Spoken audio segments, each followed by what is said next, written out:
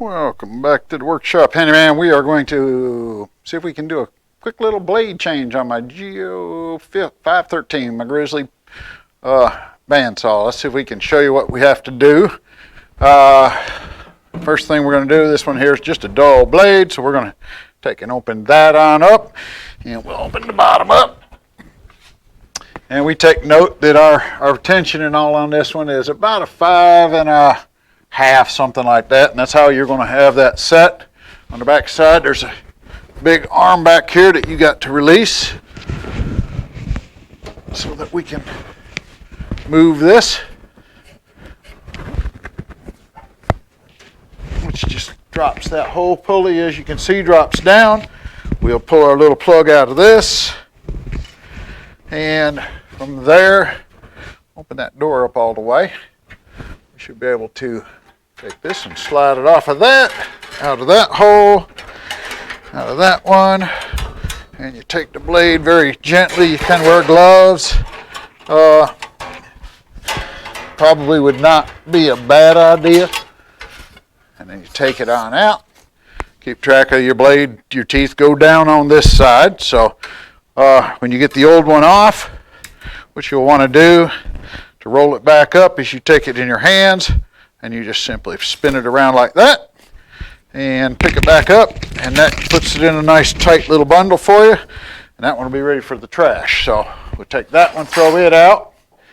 We'll grab our new one. I've got a little cut on this. Let me get the tie wrap cut off.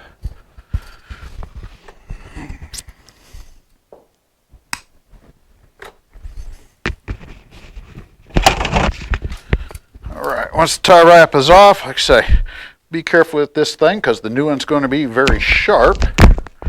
And when we go back in, we want to make sure our teeth are shining down. So we'll want to take this and flop it so that they will do that, which would be that direction. Oops, there. We're upside down now. Yeah, after we swap it around a couple times, we'll figure out which way it takes to get our teeth the right way, and I think our blade's inside out, so we need to flop that back around. Once you've got your blade turned around to where your teeth are going the right direction, down on that, we'll go ahead and slide that back in through our groove.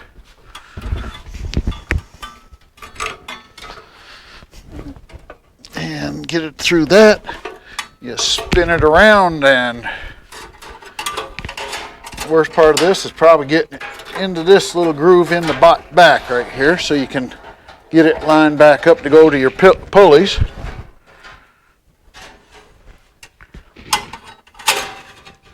And when you set that on there, try to get it about halfway in the middle of your wheels.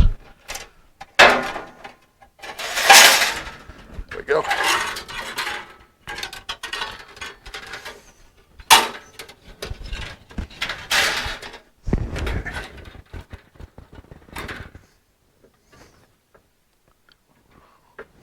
That one on, and this one is on,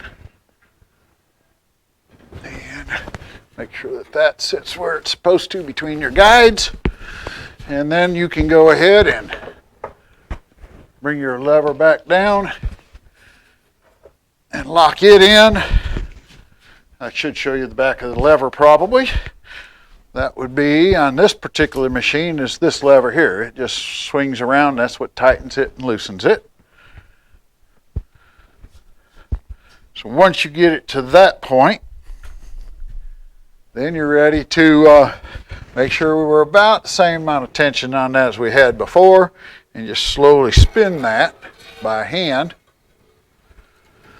And as you spin it, it should start tracking just fine.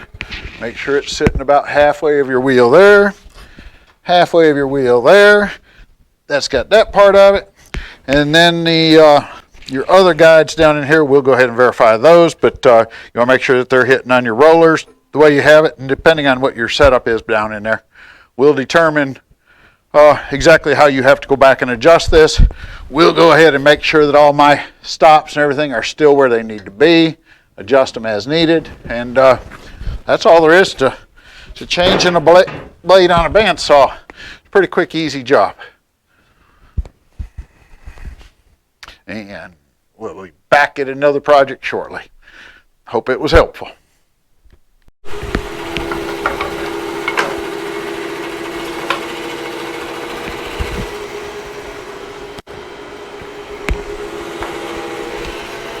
See if we can catch this a little bit. We need to thin this down on the bandsaw with a nice fresh blade on it.